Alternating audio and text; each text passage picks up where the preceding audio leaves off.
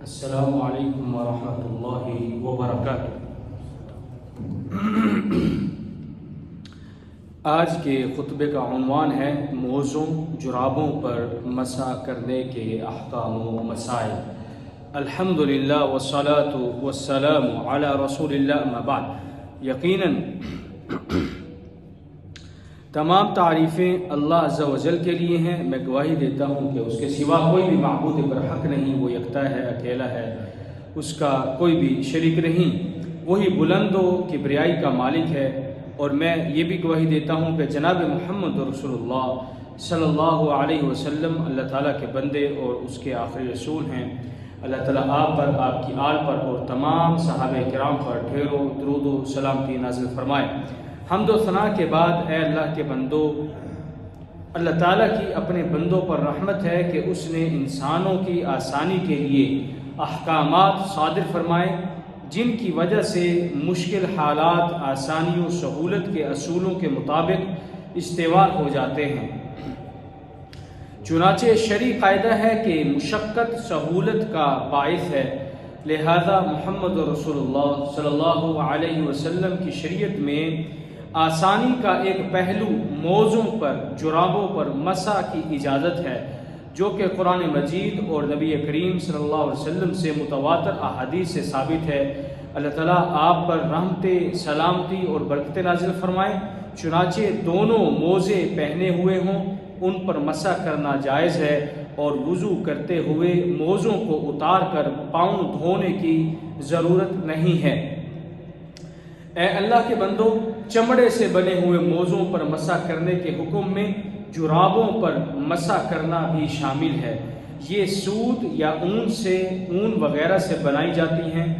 آج کل لوگوں کی زندگی میں ان کا استعمال عام ہے، چنانچہ اسی انداز سے وضو میں ان پر مسح کرنا بھی شرعی عمل ہے، بشرطے کہ مکمل وضو کرنے کے بعد انہیں پہنا ہو۔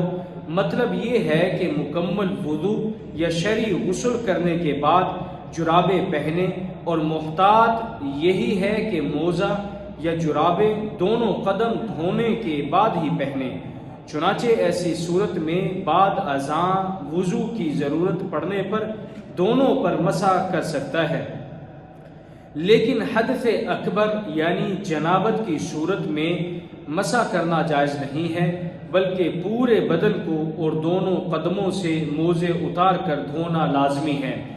اے اللہ کے بندو، مسح کرنے کی مدت مقیم کے لیے 1 دن اور 1 رات ہے، جبکہ مسافر کے لیے 3 دن اور 3 راتیں ہیں۔ مسح کرنے کی مدت اہل علم کے ہاں مشہور نواقض وضو کی وجہ سے بے وضو ہونے کے بعد پہلی بار مسح کرنے سے شروع ہوگی۔ مثال کے طور پر ظہر کے لیے وضو کیا اور موزے پہن لیے، پھر اس کا وضو ٹوٹ گیا، اور اس کے بعد نماز عصر کے لیے وضو کرتے ہوئے مسح کیا، تو اس وقت سے مسح کی مدت شروع ہو جائے گی۔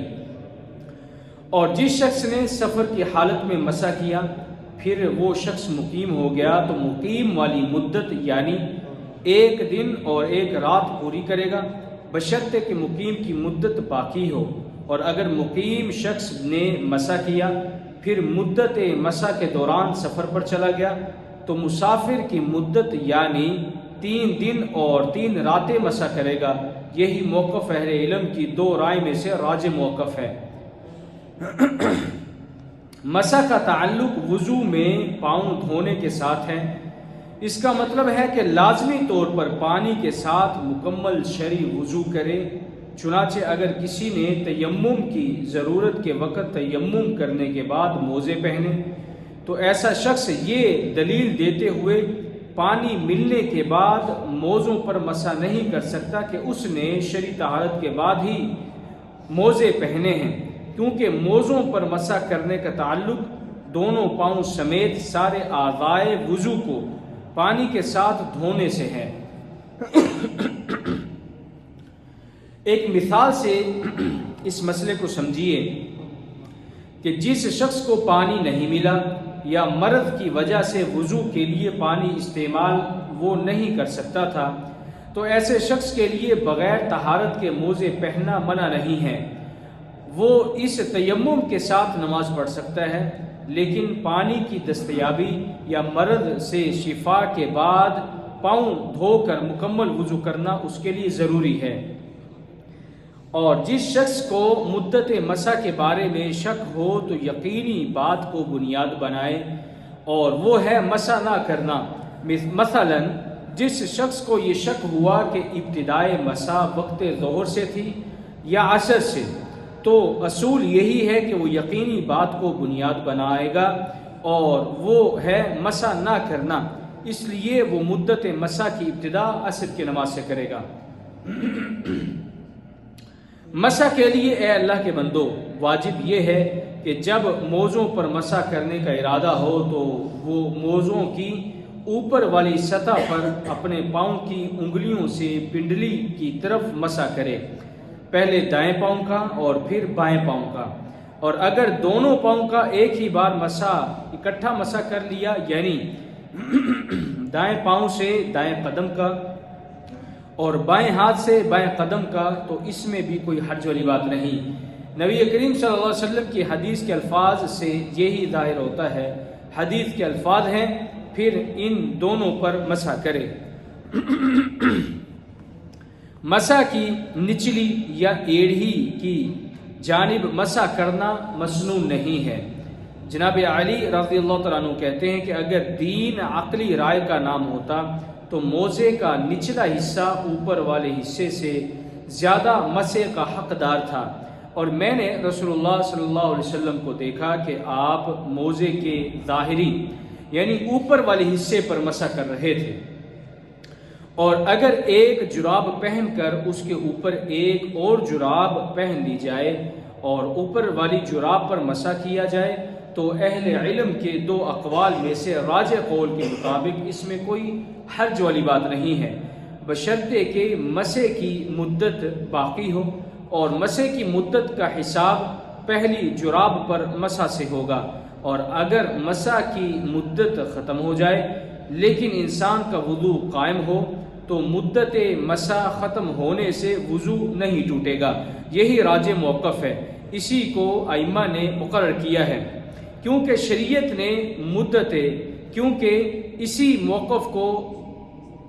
اسی موقف کو علامہ ابن عثیمین رحمہ اللہ نے بھی اختیار کیا ہے، کیونکہ شریعت نے مدت مسح مقرر کی ہے، اور جس وقت مدت مسح ختم ہو جائے اور انسان کا وضو نہ ٹوٹا ہو تو اس کا وضو باقی ہے، لیکن دوبارہ اس وقت تک مسح نہیں کر سکتا جب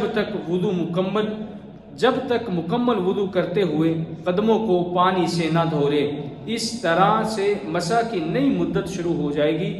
مدت مسح ختم ہونے کی مثال یہ ہے کہ مسح کی مدت عصر کی نماز سے شروع ہو تو وہ آئندہ عصر تک اس پر مسح کر سکتا ہے، محض مدت مسح ختم ہونے سے اس کا وضو نہیں ٹوٹے گا، کیونکہ اس طرح وضو ٹوٹنے کی کوئی دلیل موجود نہیں ہے۔